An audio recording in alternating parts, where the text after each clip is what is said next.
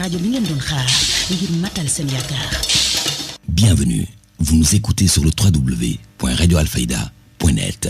Alfayda, c'est la référence. yéeno Alfayda bég naa ci ñoom man suma yeewoo subaay Alfayda lay déglooy ci déggin bu leerooy information yu leer gis-gis bu leeroo waaw Alfayda 90.1 kii lay dégloo waaw moom mooy li may bégal. Alfayda FM rajo bi ci tund mu Saalume man de sopp naa leen bëgg naa leen ndaxte bëgg naa doom yi bari jom lool te nangoo liggéey fonk seen réew bëgg seen tund àndandoo Alfayda doomi Saalum mënuñoo dem te ànduñoo seeni réew mënuñoo dem te ànduñoo Alfayda rajo bi xew ci jamono rajo bi xew ci réew mi ne rajo bi xew ci biir Saalum kontaan naa ci yéen. Alfayda, c'est la référence. Alfayda, c'est la référence. Alfayda FM 90.1. Kossi by Kossi, Atlanta, dans la commune de Ndiafatili, 12h00. Mesdames, Messieurs, merci de la confiance renouvelée à la radio Alfayda pour vous informer. Vous avez fait le bon choix. Si vous nous rejoignez dans l'actualité de ce vendredi 5 juillet 2024, nous sommes ensemble pour une demi-heure d'information sur Alfayda FM. C'est l'heure du journal. Voici le sommaire. Délestage à Kaolack, on croyait que les coupures intempestives de 2011 seraient d'un vieux souvenir, mais elles sont toujours d'actualité. Dans certains quartiers de Kaolack, il ne se passe pas une journée entière sans que les populations soient privées d'électricité pendant des heures. Les dérives et nombreux dérapages sur les réseaux sociaux sont en train de devenir une hantise pour la société sénégalaise. La dernière en date des vidéos montrant des fillettes habillées en tenue indécente et s'adonnant à une danse obscène lors d'un sabar, le reportage de Ndeye Fatou Cissé. La présidente du conseil du dialogue social appelle aux entreprises minières et les populations riveraines à entretenir le dialogue et la concertation, le seul moyen de pérenniser la paix et la cohésion sociale. Sur l'international, les dirigeants des régimes militaires du Mali, du Burkina Faso et du Niger vont se réunir pour leur premier sommet demain à Niamey. Et puis sport, la Confédération africaine de football a effectué le tirage au sort des groupes pour les qualifications à la prochaine CAN à Johannesburg. 12 groupes dans lesquels sont répartis 48 sélections. La revue des quotidiens, mesdames et messieurs, gardez votre confort d'écoute. Le développement, c'est dans une poignée de secondes. Le journal Serigne Moussa Kane. Devant ce micro, et là j'ai Ibrahima Gaya sur les opérations techniques. Mesdames et messieurs, bonjour et bienvenue. Je vous le disais en titre, si dans la zone sylvo-pastorale, la cohabitation entre éleveurs et agriculteurs reste encore harmonieuse. À Mitiyen Abdou, dans la commune de Ndiéguène, elle ne cesse de se détériorer, engendrant de rudes batailles entre les tenants de ces deux activités. Malik Fall, il est le deuxième adjoint au maire, revient sur le dernier différend qui a eu lieu dans sa localité au micro de Cheikh Tidiane Diagne. On ne peut que déplorer vraiment cette situation. Ça fait mal de voir quelqu'un entreprendre, faire travailler des jeunes et récolter une méchanceté pareille. Je pèse bien le mot parce que moi je dis que ça c'est de la méchanceté gratuite.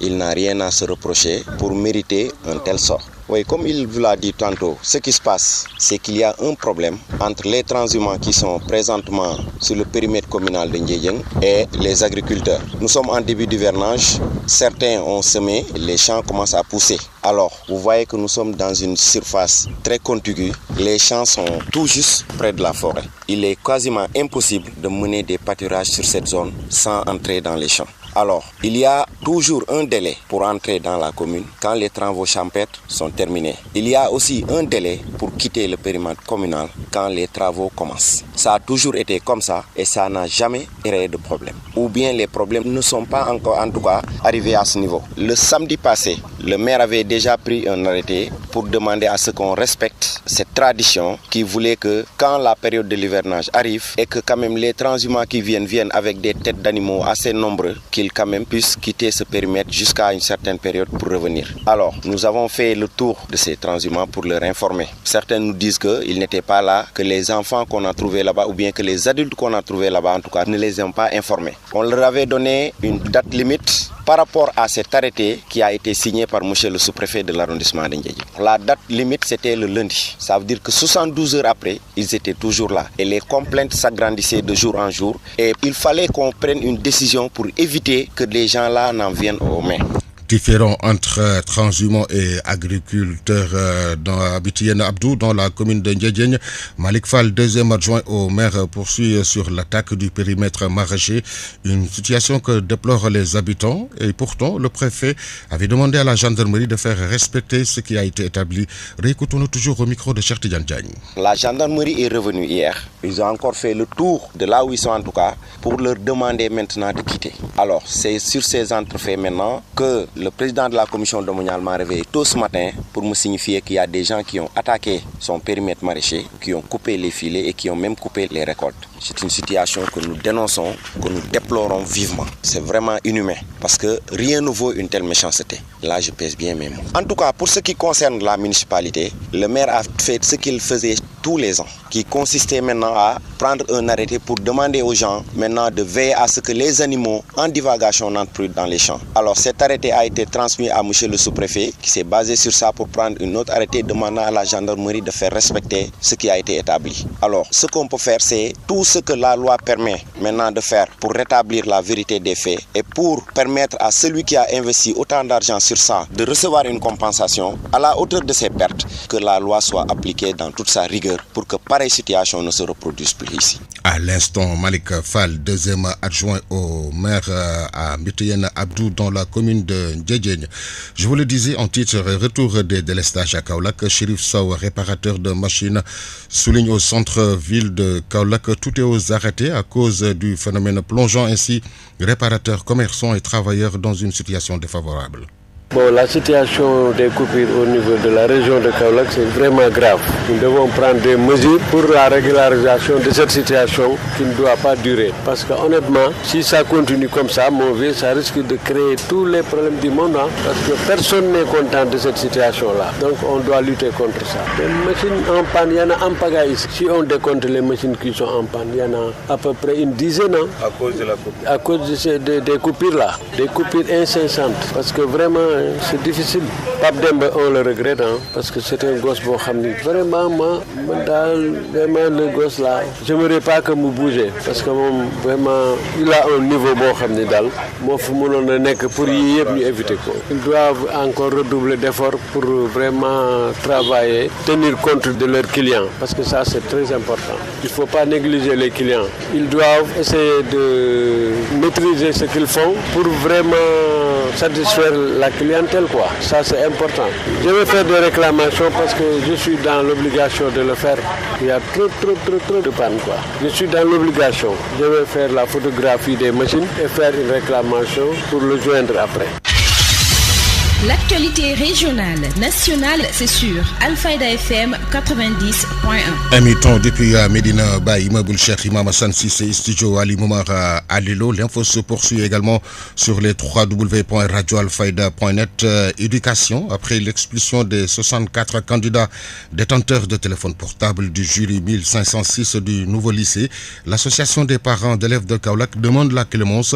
Ibrahim Viedjagne, le chargé en communication de la dite association, au micro de Cheikh Tidiane Diagne. En fait, tout le monde sait qu'on est dans une information à laquelle des élèves ont été renvoyés du nouveau lycée pour avoir amené des portables au niveau des salles de classe. Alors, nous, parents d'élèves, à l'unanimité, la réunion qu'on a tenue, on a reconnu que les élèves ont eu tort d'avoir amené des portables au niveau de l'enceinte de l'école. Ce tort-là aussi a été corroboré par le fait qu'aujourd'hui, les convocations, c'est écrit qu'il ne faut pas amener des portables. Dans les écoles, on en parle. Mais ce tort aussi, quand on l'a reconnu, tout ce que l'on veut aujourd'hui, c'est que nous, en tant que parents d'élèves, qu'on soit au niveau des autorités pour reconnaître l'erreur que nos enfants ont faite, mais aussi demander clémence par rapport à cette situation et dire que cette erreur, qu'une fois qu'elle est commise, on peut peut-être un peu demander à ce que les gens reviennent à des clémences et puissent faire de telle sorte que les élèves puissent faire la session d'octobre. On demande parce que juste c'est réfléchir en tant que parent d'élève.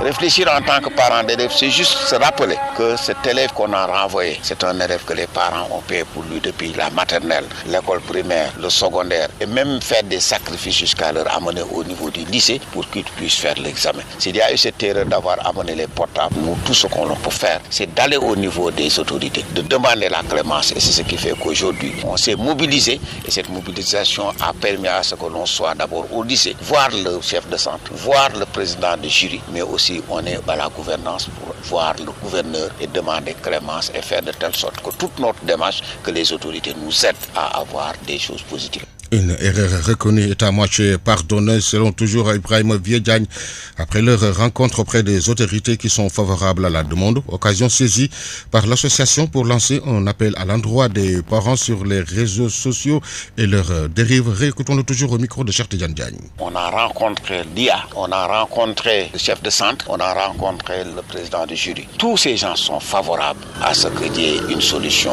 de clémence. Ils sont tous favorables. Maintenant, on a l'habitude de le dire, la loi elle est dure, mais c'est la loi. Mais devant cette situation, c'est devenu vraiment un problème de sympathie et d'empathie qui fait qu'aujourd'hui, on a vraiment eu pitié non seulement des enfants, mais aussi des parents par rapport à tout le sacrifice. Donc c'est de notre plein droit en tant que président d'APE, en tant que parent d'élèves, de demander la clémence pour ces enfants. On est en train de le faire au niveau des autorités locales. J'espère qu'on le fera aussi au niveau du ministère et on fera de telle sorte que les gens nous entendent et qu'ils puissent permettre à nos enfants pouvoir peut-être savoir faire une autre session qu'on appelle la session de remplacement. Le message fort des parents à l'emploi des jeunes, c'est surtout le problème des réseaux sociaux. Ça pose problème et c'est vrai qu'il y a des bénéfices, mais on est en train de constater que les conséquences sont devenues très nombreuses. Et parmi ces conséquences, on vient de constater des élèves qui ont fait un sacrifice de 13 ans et qu'aujourd'hui qui se retrouvent devant cette situation, liée juste à un petit appareil qu'on appelle le portable. Alors, qu'est-ce qu'on lance? J'espère que ça servira de leçon, parce qu'en réalité, on a l'habitude de dire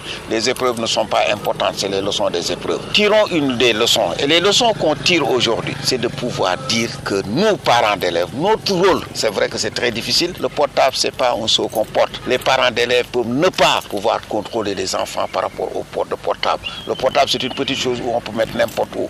Mais je crois que c'est de notre responsabilité de pouvoir parler avec les enfants. Mais que les enfants aussi prennent les responsabilités pour leur dire que cette chose qui est interdite, ce qui est interdit ne doit pas être fait. Il faut aussi qu'ils pensent à leurs parents par rapport à tout le sacrifice qu'ils font pour qu'aujourd'hui le portable ne soit plus cet outil qui devient un danger et cet outil qui crée des conséquences néfastes. Donc ce que je lance à mes enfants, ce que je lance aux élèves, c'est de pouvoir utiliser le portable à bon escient et que ce portable ne doit pas pouvoir être l'outil que l'on voit au niveau des salles d'examen. C'est pas bon et il ne faut pas qu'il le fasse. Ibrahim Viedjagne, le chargé en communication de l'association des parents d'élèves de Kaolack, qui réagissait au micro de Cheikh Tidiane Diagne. Éducation, nous y sommes, mais nous y restons. La coordination des étudiants de l'université Gaston Berger de Saint-Louis, à travers Modou Ndiaye, revient sur leurs problèmes auxquels ils ont confrontés au niveau de l'université suite à la visite du ministre de l'Enseignement supérieur, de la Recherche et de l'Innovation. Il est ici au micro de Bara Diop.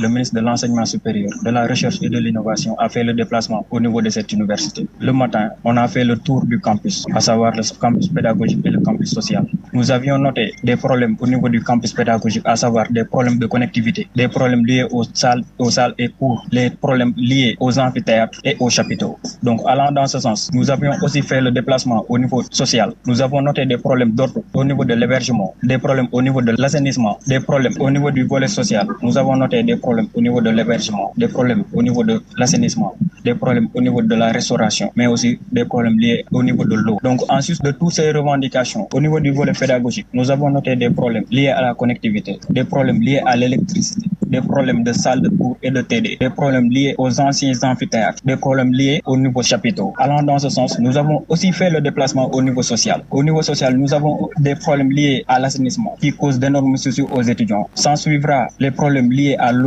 qui est une source vitale. Ensuite de cela, la restauration qui occupe une place prépondérante dans la vie estudiantine. Et pour finir, des problèmes liés à l'hébergement. Comme tout compte fait, le ministre de l'Enseignement supérieur, de la Recherche et de l'Innovation a pris des engagements forts par rapport à ces différents différents problèmes soulevés. Ensuite de cela, à la rentrée du mois d'octobre, nous comptons recevoir de nouveaux bacheliers pour le compte de l'année académique 2024-2025. Et aujourd'hui, la coordination des étudiants de Saint-Louis tient à rappeler au ministre de l'Enseignement supérieur, de la Recherche et de l'Innovation que si toutefois ces engagements ne sont pas pris en compte, ne sont pas respectés par ces autorités-là, il n'y aura pas de rentrée en octobre.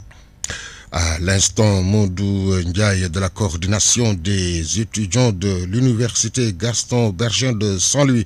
La fondation du CMS vole au secours de l'école sénégalaise 250 kits de serviettes hygiéniques distribués à Martissé de Thiaroye dans le souci d'accompagner l'école sénégalaise. Serigne Ba, il est le président de la fondation. C'est un programme que nous déroulons depuis 3 ans. On avait commencé par Linger. Cette année, on est à Thiaroye. On va après à Ranérou pour rejoindre plus tard Kédougou et Kolda. En fait, c'est un programme de la Fondation du Crédit Mutuel sur instruction de l'État du Sénégal, mais également du fondateur qui est le CMS. D'ailleurs, je salue la présence du PCA et du président du secteur, également des membres de la Fondation. Et nous avons initié ce programme suite à une enquête que le ministère de la Famille avait faite au niveau du Sénégal. Il s'était rendu compte que l'une des raisons principales de déperdition scolaire des filles, c'était en fait au moment de la survenue des menstrues, les élèves étaient laissés à elles-mêmes. Les filles étaient désappointées. Elles n'avaient pas le temps véritablement de se changer parce qu'elles n'avaient pas de serviettes à sa disposition. Malgré, il faut préciser que l'État est en train de faire des efforts, mais le CMS est venu en appoint. Maintenant, ces filles, on avait remarqué que si elle habite loin, elle va perdre du temps pour aller chez elle, pour se changer et éventuellement pour acheter. Même le prix de la serviette était pour certaines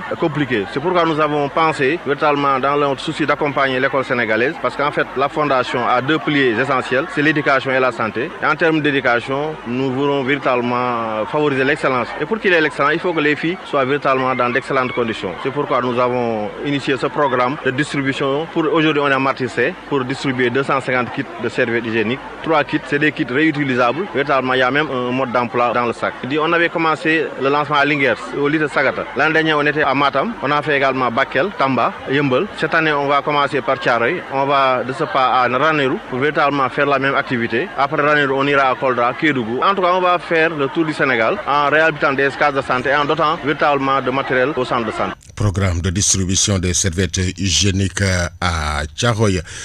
Santé, l'accueil dans les structures sanitaires a toujours posé un réel problème aux populations. Lors de la cérémonie de clôture du projet MTAPS, le secrétaire général du ministère de la Santé, Serigne Baye, sur la qualité des soins qui est au cœur de leurs préoccupations. Depuis son lancement en septembre 2018, le projet MTAPS est mis en œuvre par l'ONG Management Sciences for Health, MSH, a été un partenaire stratégique dans la lutte contre la résistance aux antimicrobiens et dans la prévention et le contrôle des infections, contribuant ainsi à notre objectif de sécurité sanitaire et l'amélioration de la santé publique. Nous avons pu relever de nombreux défis, notamment dans l'utilisation rationnelle des antimicrobiens dans nos établissements de santé et dans la gestion des déchets biomédicaux, notamment lors de l'épidémie à Covid-19. Par ailleurs, les initiatives de prévention et de contrôle des infections, PCI, mises en œuvre par MTAPS ont considérablement amélioré nos capacités à prévenir les infections et à protéger nos populations. La formation des professionnels de santé, l'amélioration des infrastructures et les campagnes de sensibilisation ont été les éléments clés de ces succès. Alors que nous clôturons ce projet, il est essentiel de réfléchir aux leçons apprises et de nous engager à pérenniser les acquis. Le travail accompli par MTAPS constitue une base solide sur laquelle nous devons bâtir. La durabilité de ces initiatives repose sur notre capacité à intégrer ces pratiques dans nos politiques nationales, mais également à continuer de former nos professionnels de santé et à sensibiliser nos communautés. Je tiens à exprimer ma profonde gratitude à l'USAID au nom du Dr Ibrahima Sy, ministre de la Santé et de l'Action sociale, mais je voudrais également dire clairement toute la satisfaction qui est la nôtre de la collaboration avec MSH. Si l'USAID a la possibilité de poursuivre cette collaboration, nous en serions également heureux. Également, tous les acteurs et partenaires qui ont contribué à la réussite de ce projet. Votre engagement et votre dévouement ont été essentiels dans l'atteinte des objectifs fixés et dans les progrès enregistrés. Par ma voix, le ministère de la Santé et de l'Action sociale s'engage à poursuivre et à renforcer les efforts initiés par le programme MTAPS pour une résilience de notre système de santé. L'actualité régionale, nationale, c'est sur Alfayda FM 90.1. Si vous nous rejoignez dans l'actualité de ce vendredi 5 juillet 2024, Alfayda FM, la radio qui vous informe partout que vous soyez dans le monde. Cérémonie de présentation officielle du rapport de développement durable 2023. La présidente du Haut Conseil du dialogue social, Innocence Ntap Ndiaye, revient sur l'importance de la cohésion et la stabilité sociale entre les acteurs de l'entreprise et les populations. Cette démarche constitue pour nous une marque de considération parce que le Haut Conseil a toujours été associé à cette activité. Elle témoigne également de l'option résolue de SGO d'inscrire son action dans la durée pour promouvoir dans les relations avec ses partenaires la transparence et le partage de l'information économique et sociale, gage d'une gouvernance vertueuse en entreprise. Je voudrais donc exprimer ici toute ma gratitude et les remerciements de tous les membres du Haut Conseil du dialogue social, à M. Abdul Azizi, directeur général de Sabodala Gold Operations, et à l'ensemble de ses collaborateurs, de ses collaboratrices, pour cette constance dans l'action et pour nous avoir régulièrement associés à cette importante activité. Cette cérémonie de présentation officielle du rapport de développement durable 2023 revêt une importance capitale pour la cohésion et la stabilité sociale entre les acteurs de l'entreprise et les populations riveraines ou autochtones. En effet, le partenariat social, surtout en entreprise, repose sur la transparence dans les actions et sur une confiance mutuelle entre les acteurs concernés afin de concilier les positions entre les revendications légitimes des travailleurs et les capacités de l'employeur à les satisfaire, tout en veillant à assurer la pérennité socio-économique de l'entreprise.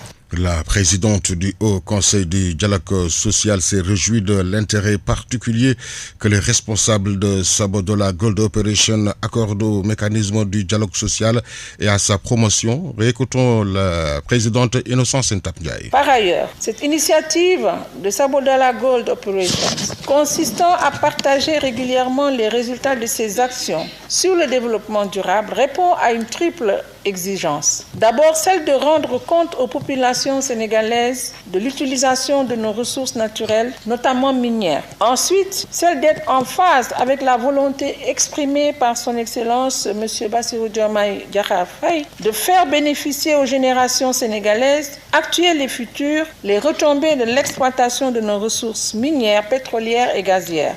Enfin, celle de veiller à la sauvegarde de l'environnement et de la préservation des droits des populations autochtones par une communauté de responsabilité sociale d'entreprise inclusive. Le bel exemple de Sabodala Gold Operation, consistant à rendre régulièrement compte de l'impact de ces activités, mérite ainsi d'être vulgarisé en vue de faire tache d'huile auprès de toutes les entreprises évoluant dans ces secteurs stratégiques et attractifs de l'énergie, du pétrole et des mines. Au service de la transparence et de la bonne gouvernance est à saluer. Le Haut Conseil du dialogue social, par ma voix, adresse ses chaleureuses félicitations à Monsieur le directeur général et à tous les partenaires sociaux de l'entreprise pour l'intérêt particulier qu'ils accordent au mécanisme du dialogue social et à sa promotion en droite ligne des missions de notre institution tripartite nationale de dialogue social. Dans le même ordre d'idées, je vous exhorte à renforcer la prise en compte des dimensions environnementales et de la responsabilité sociale des entreprises dans les actions de votre entreprise, afin de mieux s'imprégner des fortes préoccupations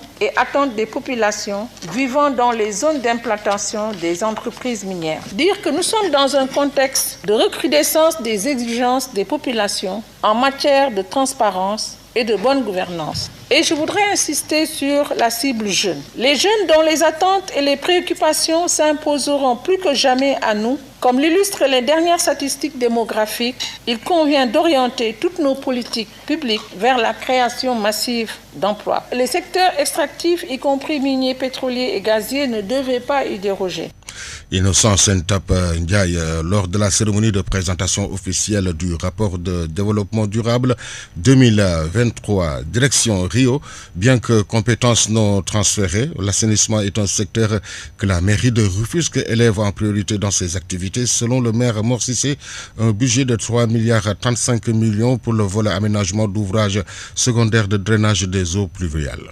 C'est vrai, l'assainissement n'est pas une compétence transférée, mais nous ne pouvons pas nous permettre de ne pas en faire une compétence partiellement transférée à la ville de Rufisque, parce que c'est une problématique à laquelle toutes les populations se demeurent confrontées. Et bien avant, nous avons commencé à intervenir dans la ville sur les questions d'assainissement. Vous nous voyez intervenir sur les quartiers, accompagner l'assainissement communautaire, mais il nous a fallu organiser tout ça dans un programme cohérent. C'est ça qui veut dire PALM. PALM 2024-2028, c'est 5 ans, 6,5 milliards à peu près, avec 3 composantes majeures. La première, c'est l'assainissement communautaire. L'assainissement communautaire parce que c'est pas un assainissement conventionnel, mais les populations n'attendent personne pour s'investir sur les questions d'assainissement. On ne peut pas les laisser seuls, on ne peut pas les laisser le faire sans comprendre les rudiments de l'assainissement. C'est pourquoi nous les avons organisés, nous les avons encadrés, nous leur offrons un appui technique et nous finançons partiellement leurs interventions dans l'assainissement communautaire. Le volet assainissement communautaire va représenter presque 3,285 milliards à peu près. Nous avons aussi, au-delà de l'assainissement communautaire, c'est les ouvrages secondaires de drainage. Qui dit drainage, c'est l'évacuation des eaux pluviales. Pourquoi nous disons les ouvrages secondaires et les ouvrages tertiaires? Les ouvrages primaires vont coûter plusieurs milliards, la ville ne peut pas les faire, mais généralement pour qu'un ouvrage primaire puisse bien marcher, il faudra que la hiérarchie soit respectée, que l'ouvrage tertiaire soit présent dans les quartiers, que l'ouvrage secondaire amène les eaux tertiaires dans le grand canal. C'est ça qui rend la situation viable. C'est pourquoi nous avons au moins 3,35 milliards prévus pour le volet aménagement d'ouvrages secondaires de drainage des eaux pluviales. Enfin, il y a un dernier volet qui n'est pas le plus cher mais qui est très important. C'est le volet renforcement des capacités, communication et plaidoyer. Pourquoi plaidoyer? Regardez aujourd'hui les projets de drainage qui sont à l'arrêt depuis plusieurs années. Regardez le canal central qui devait quitter depuis Djorga, aller jusqu'à Mérina. L'actualité régionale, nationale, c'est sur Alfayda FM 90.1. 12h, bientôt 25 minutes au centre commercial El Hadji Ibrahima Niasse du marché central de Kaolack. Même heure au centre commercial Mam Astou Djanka de Médina Baye. L'info se poursuit. Les Sénégalais de plus en plus prompts à filmer toute scène qui se présente à leurs yeux. L'avancée des NTIC, une réelle entrave pour la protection de la vie privée. De nos jours, nos assistances à personnes en danger. L'autre aspect du phénomène. Suivons le reportage. La législation n'avait pas prévu ce genre de délit. En voyant ces scènes-là, tu vois que notre société est en train de décliner. C'est le déclin. Les gens pensent qu'au moment des funérailles, on peut filmer. Mais on peut filmer pour faire quoi et à quelle raison? Les Sénégalais et le téléphone, une histoire qui se termine souvent mal. Entre des vidéos ou images obscènes, des audios fuités, des conversations secrètes ou personnelles qui sont portées à la place publique. Les réseaux sociaux ont fini d'être une vraie hantise. Les raisons sont multiples. Analyser les choses pour pouvoir préserver les jeunes incontournables si la société veut guérir de ces maux. Aujourd'hui, la technologie s'est introduite dans nos sociétés. Aujourd'hui, grâce au téléphone portable qui propose des vidéos, des images de très bonne qualité à haute définition, on peut filmer rapidement une scène et la partager. Aujourd'hui, les gens n'ont plus de vie privée. Directeur du groupe 3i, M. Diop se désole de l'affaire de Louga et tant d'autres qui l'ont précédé. J'ai vu qu'il y a le procureur de Dakar qui s'est autosaisi suite à l'incident déplorable qui s'est passé à Louga. Des filles mineures entre 8 ans et 9 ans qui dansaient le sabar, malheureusement avec des tenues obscènes, des danses érotiques à leur âge. Vraiment, c'est déplorable. C'est déplorable parce que c'est des choses qui ne devaient pas se passer ici au Sénégal. Ça ne montre pas une bonne image de notre pays, surtout aussi à l'endroit de notre jeunesse, mais aussi, surtout à ceux qui, vraiment sans vergogne, se sont permis de filmer cette scène-là et de mettre ça dans les réseaux sociaux. C'est déplorable et c'est regrettable. Moi, il m'est arrivé un jour, j'étais dans la circulation, j'ai vu un accident, mais des gens se mettent aussitôt à filmer et à partager, alors que la victime jonchait même le sol. Vous voyez, l'humanité est en train de perdre son humanisme. Et je pense que maintenant, il faut que les gens soient éveillés, soient vraiment conscients. Aujourd'hui, on n'a plus de vie privée. Vous parlez avec personne, on vous enregistre. Il est arrivé même que jusqu'à des gens même placent des caméras espions dans les endroits de travail, dans des endroits privés. C'est très grave. Moi, je pense qu'il faut que les autorités aussi se saisissent. Il faudrait qu'il y ait des campagnes de sensibilisation. Il y a aussi une autorité qui est là, donc CDP, Comité de protection des données personnelles. Ces comités-là doivent parler, doivent mener des campagnes de sensibilisation afin d'informer les gens également sur les risques qui pèsent contre eux en cas de diffusion des images non autorisées. Trouvé dans son lieu de travail, M. Ly, un autre professionnel d'éthique, relève les dispositions de la loi sénégalaise face à un fait nouveau dont la répression est loin de porter à ce jour les fruits escomptés. C'est un phénomène qui est un peu répandu actuellement au Sénégal parce que les gens pensent que on peut tout faire sans restriction parce qu'il y a ce qu'on appelle des données personnelles et que les données personnelles n'étaient pas prévues au Sénégal. Ce sont les nouvelles technologies. Chaque fois, parce qu'ici au Sénégal, les gens pensent que le phénomène des réseaux sociaux se tourne au niveau de 4, supposons WhatsApp, Viber, ainsi de suite. Maintenant, il y a plus de 10 000 réseaux sociaux dans le monde qui sont actuellement fonctionnels. Donc, la loi avec l'avènement de la cybercriminalité, donc il y a les lois. Donc, il faut faire très attention à ce qu'on va prendre et ce qu'on va diviser. Le Sénégal est très prompt à partager sur les réseaux sociaux des images et vidéos qui le plus souvent ne militent pas au concept de protection des données personnelles. Au-delà de la répression, comment bien sensibiliser pour prévenir certaines situations? Une grande question. Actualité internationale.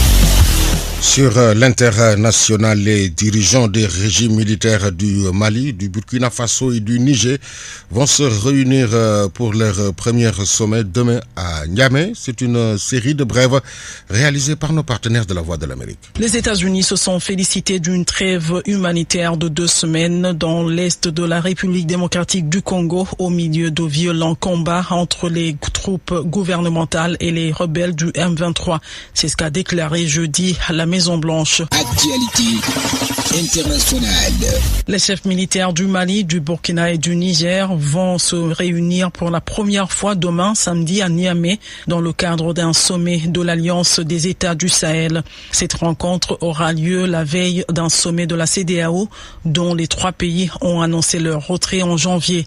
Mi-mai, les ministres des Affaires étrangères burkinabés, maliens et nigériens ont finalisé à Niamey un projet de texte créant une confédération que les chefs d'État devraient adopter lors du sommet de samedi. Actualité internationale. En Mauritanie, le président sortant Mohamed Ould Cheikh El Ghazouani a été proclamé jeudi officiellement vainqueur de la récente présidentielle par le Conseil constitutionnel.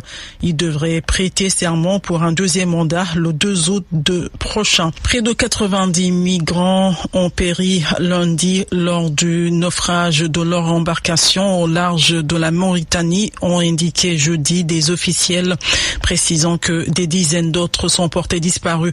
Les gardes-côtes ont secouru 9 personnes, dont une fillette de 5 ans, a rapporté l'agence mauritanienne d'information qui cite des témoignages de survivants selon lesquels le bateau était parti de la frontière entre le Sénégal et la Gambie avec à son bord 170 passagers. Actualité internationale.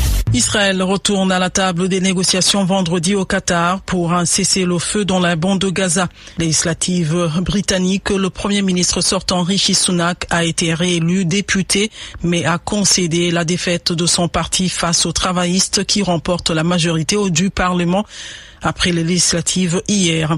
L'ex-chef des travaillistes, Jeremy Corbyn, exclu du parti pour sa gestion des accusations d'antisémitisme, a été réélu député comme candidat indépendant. Aussi, Nigel Farage, figure emblématique de la droite dure, est devenu député à son 8e et son parti anti-immigration aura plusieurs élus au Parlement.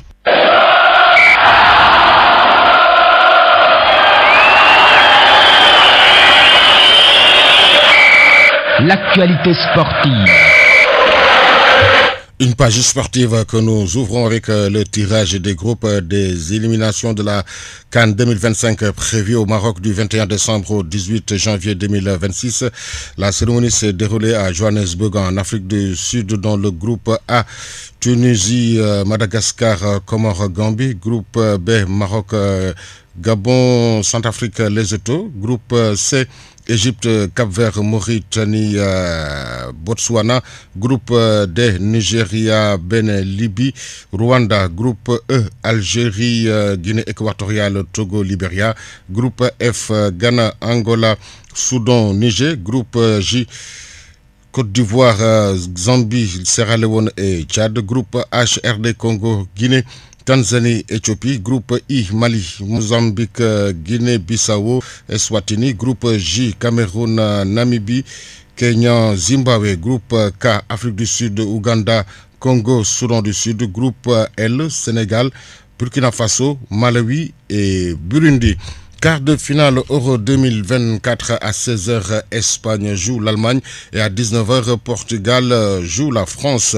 Quart de finale Copa América à 1h du matin, Venezuela joue le Canada. Hier, le tenant du titre, l'Argentine, s'est qualifié au tir au but devant l'Équateur 4-2 à la fin du temps réglementaire.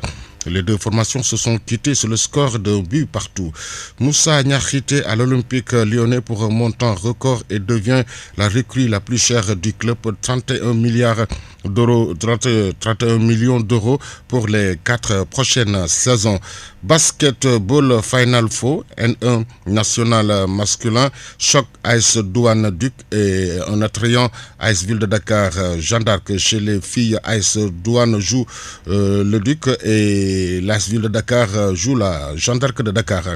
Lutte avec frappe pour terminer. Le directeur général de Benzpro, Ibrahima Faye, sur le face-to-face site modulo aura finalement lieu dimanche à huis clos. Exactement 12h32, tout de suite la revue de quotidien. La revue de presse. L'Obs, Pop, Las, Le Soleil, Sud Quotidien, Walf le matin.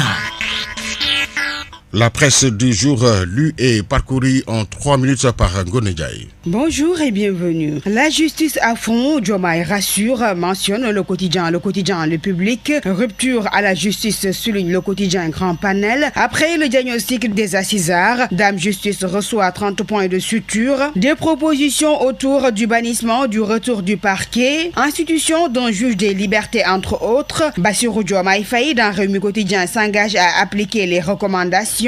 Tout ce qui fera l'objet d'un large consensus sera strictement appliqué, a dit le président Diomaye Faye dans des propos rapportés par La Tribune. Remise des conclusions des assises de la justice, les assurances du président à lire dans les colonnes du journal Vox Populi. L'heure de la transformation a sonné vers une application rapide des conclusions, soutient le quotidien national Le Soleil. Haute autorité de la justice, Cour constitutionnelle, digitalisation, juge des libertés. En relief nous parle de ces réformes qui vont transformer la justice. Nouveau défi, lit-on dans le regard. Pendant ce temps, des journaux comme La Dépêche, L'As Quotidien, Les Quotidiens, Besbi Le Jour, Walfadjri Quotidien et L'Exclusif consacrent leurs titres phares sur le ni oui